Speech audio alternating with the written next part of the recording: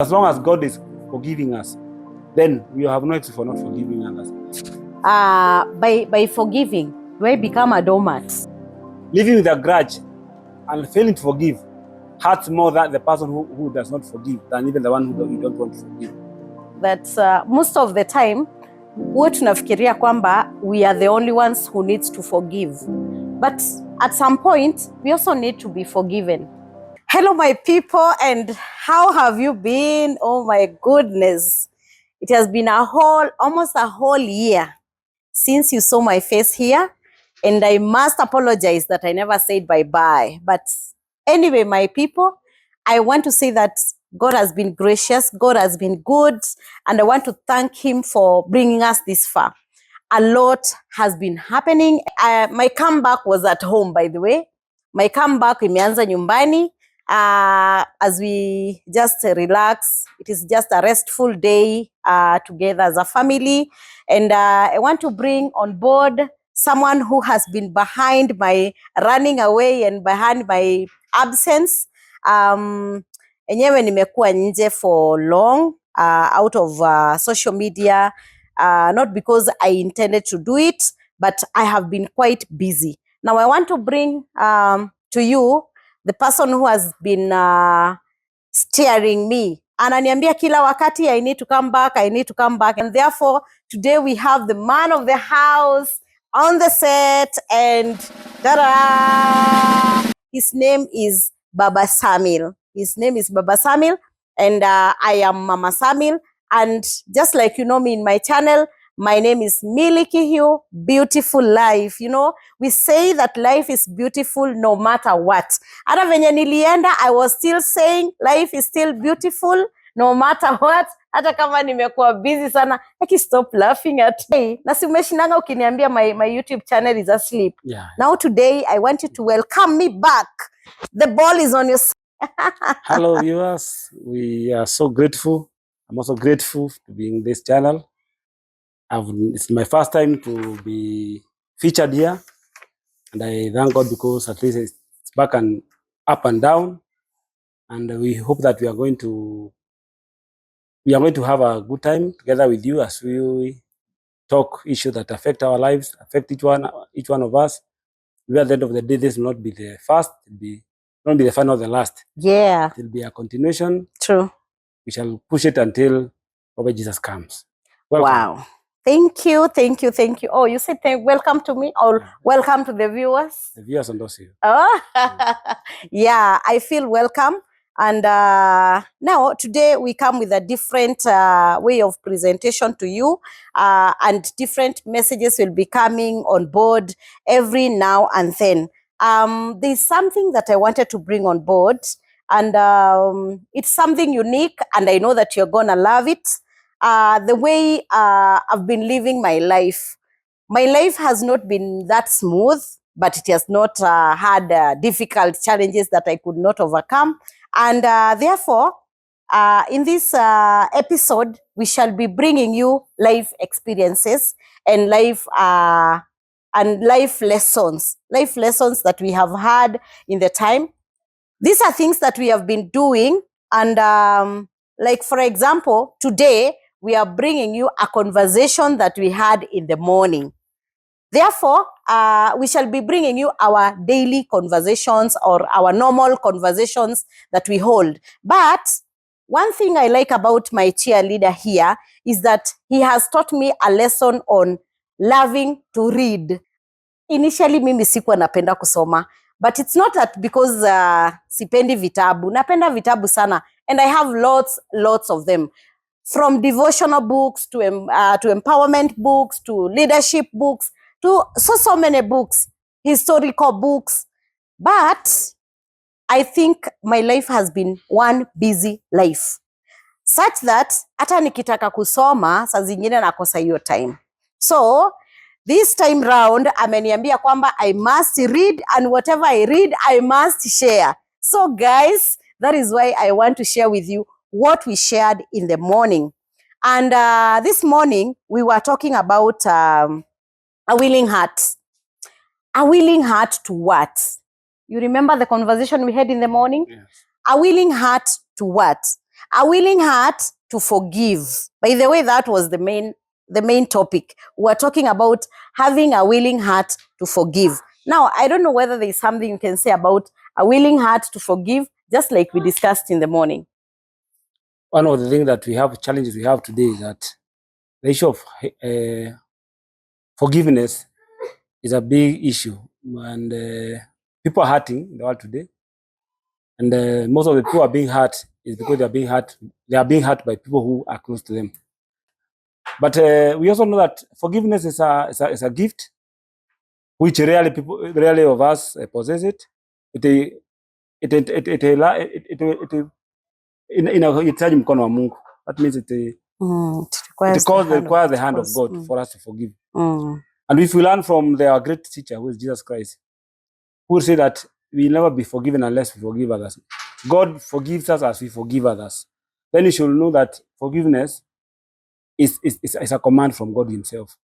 The reason that we have challenges in our lives, in our homes, because many people are not willing to forgive. You can see somebody staying with a grudge against his spouse, against his friend, a relative, even people who have been born with the same family, close family members who can't forgive each other. There's a day I was speaking with a friend of mine who told me that they have a grudge with his brother for years. They don't even see eye to eye. And these are blood relatives. So there's a problem that we have, but living with a grudge and failing to forgive hurts more than the person who does not forgive than even the one who you don't want to forgive. As Nelson Mandela once said that when he left the Robben Island prison after 27 years in prison, one of the things that he left in that prison was the grudges that he had for those who took him there. And he said if he had left the prison still carrying the grudges against those who had wrongfully incarcerated him, he'll never have been a free man. So that teaches that you have to forgive for you to live a free life. Yeah, true.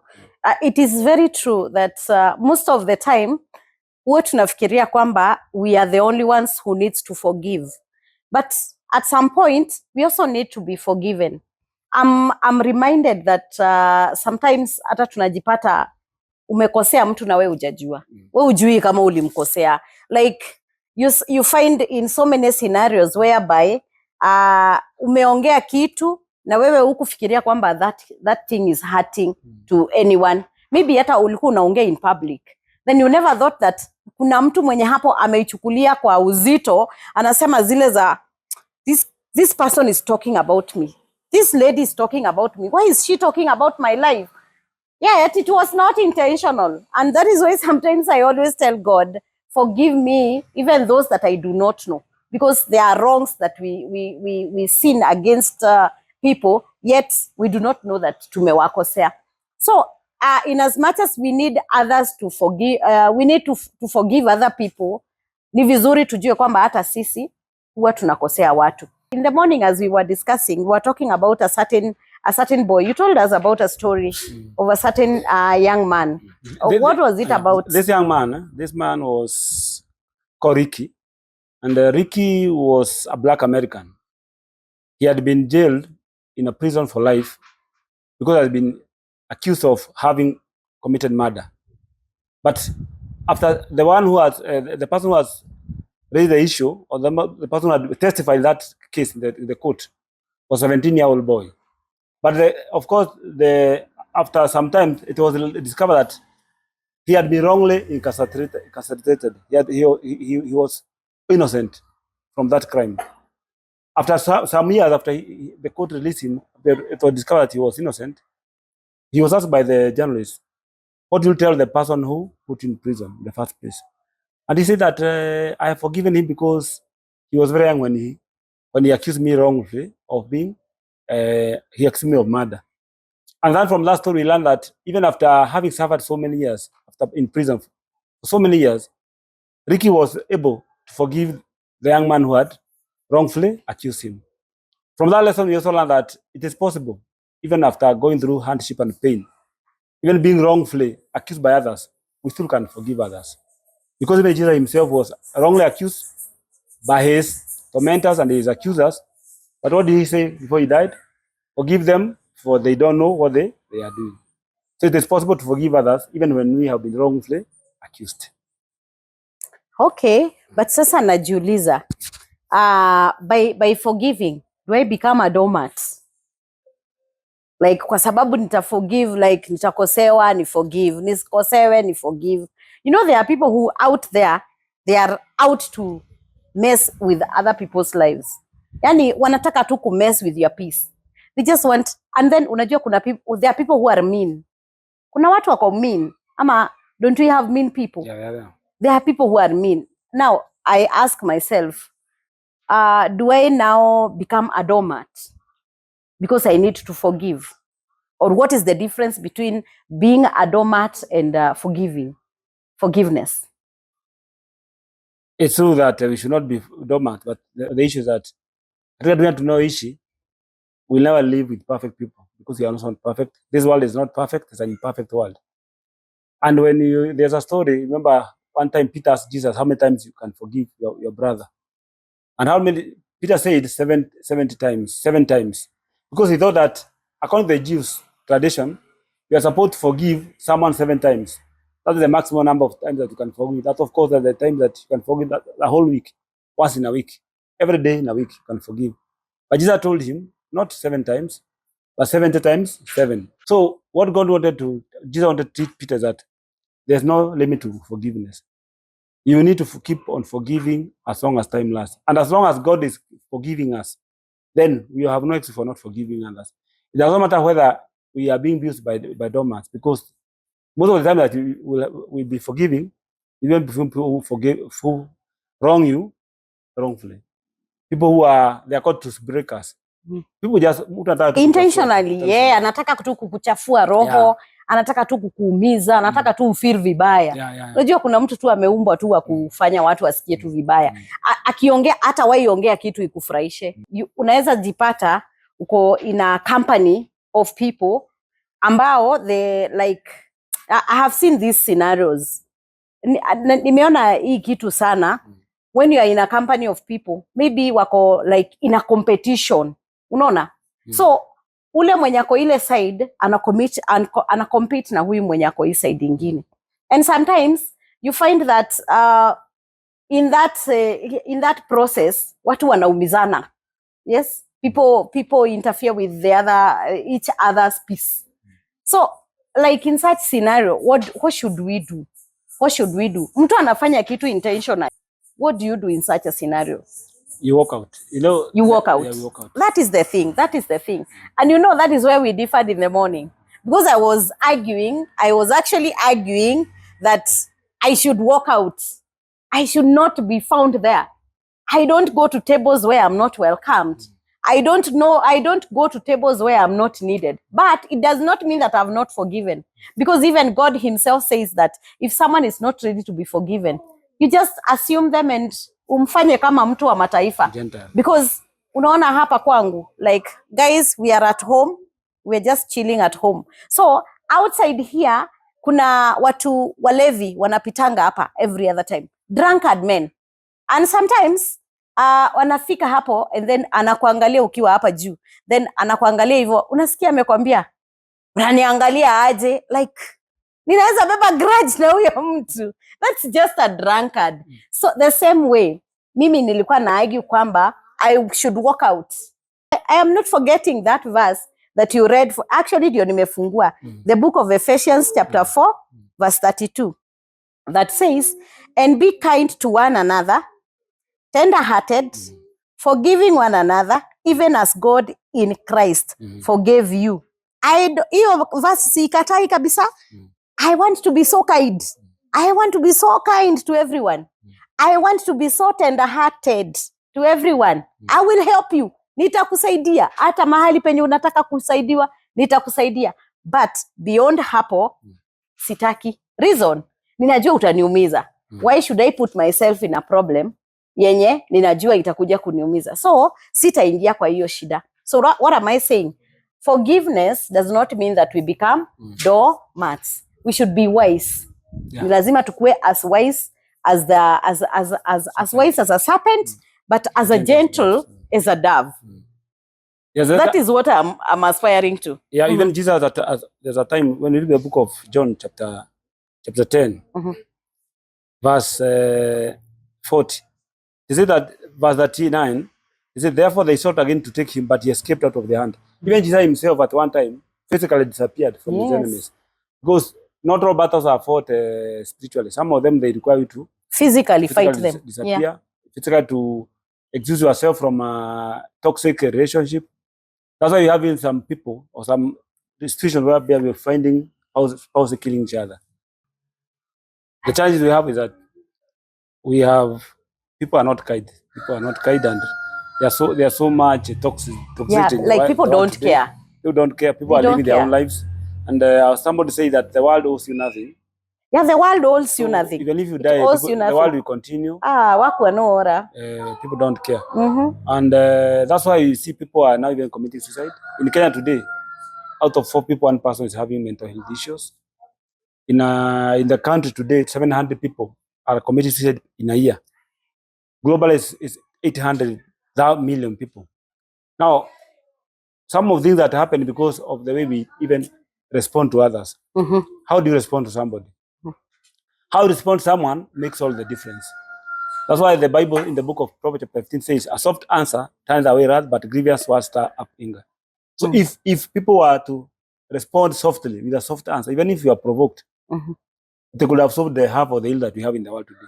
They could have solved half the confrontation, the conflicts we have in the world today. So it is two-way. Yeah, it is a two-way. The way you respond to me and the way I come to you. If I talk to you harshly or in a rude way, you're supposed to answer in a softer way. And that's why somebody said, if impatient ones are spoken to you, never reply in the same spirit. Remember that a soft answer turns away wrath. And there is a wonderful power in silence. Sometimes you just need to silence. So what I'm saying that sometimes you need to either answer in silence, or you keep silent, or answer softly. You save that demon. You're able to calm that demon. But if you wake up that demon by answering in a harsh way, you get a big hurt yourself. So God also wants us to be wise. The way we respond to each other. Some demons, they are conquered by just keeping silent. Don't answer that person and just walk away. Some time ago, nilienda kutafuta reconciliation from a certain person. Tulikuwa tumekosana. Okay, alikuwa amenikosea. But nikaswallow my pride. Nikasema, let me go and look for reconciliation because naweza kuwa nafikiria yeye ananikosea na maybe hata mimi nilimkosea mahali, or maybe ana claim nilimkosea mahali. So when I went, so after explaining myself, kumwambia nini, you know what aliniambia? Ati so ulikuwa unataka aje? Akanifanyia hivi. So ulikuwa unataka aje? Mimi sina shida na wewe. Like, do you sit there again? Do you stoop there and start now explaining yourself? I said I won't be a fool. To date, hiyo nilikafunga. So I was like, in fact, I don't feel a thing. Hata si feel anything. Na feelingi like normal. Then I was asking myself, did I really forgive? The reason why I learned that I have forgiven it is because even when I talk about it, I don't feel a thing. But other times, nilikuwa naiongea nasikia joto imenijaa kichwa. Ninaongea nasikia tu nasikia hata kutapika. I was feeling like my body inachafuka yote because I was feeling so angered because that person really hurt me. The person really hurt me. Really took advantage of me and really hurt me. I felt so bad. I've never felt such bad. Nimekosewa na watu wengi, but I've never felt such bad like I felt that time. But I was asking myself, will I ever forgive? But I found in myself a place to forgive. And that is why we were talking about when the heart is willing, everything is possible. When the heart is willing, everything can be accepted. And therefore, members and my friends and my people in my channel and all over, I just want to ask you, do you feel like you can find in yourself a place to forgive? Do you feel like you can have in your heart a place to forgive? Have you been hurt? By the way, have you been hurt? Hapo kwa comment section, tell me whether you have been hurt so badly. And what do you think? Do you feel like you can forgive? Ama, should I come again with the same? Should I come again with the same appeal of forgiveness? The parting shot. Give us the parting shot. My parting shot is that whoever carries grudges, it's like carrying fire on your bosom. We shall always be hurt by others, but it doesn't pay to carry grudges with us forever until the graves. And as somebody wrote and said, there's a wonderful power in silence. Words spoken in reply to one's angry sometimes serve only to exasperate. But anger met with silence in a tender, forbearing spirit quickly dies away. Sometimes we just need to be silent to our accusers, to our betrayers, to those who are toxic to our lives and our families, and then they just disappear. And above all, may we imitate the character of Jesus Christ, who forgives us each and every moment that we wrong him. Thank you so much. My parting shot goes, instead of making up excuses for the offender, who probably have had a bad day or is struggling with the struggles you know nothing about, just forgive. Just find in yourself a space for the sake of your peace. And finally, let us ask God for a willing heart to forgive and to help us to follow the way He forgave those who have wronged Him. And so, until next time, it's a wrap. It's a bye-bye. Please subscribe to our channel. We are back like we never left. And we promise we're not leaving again. God bless you.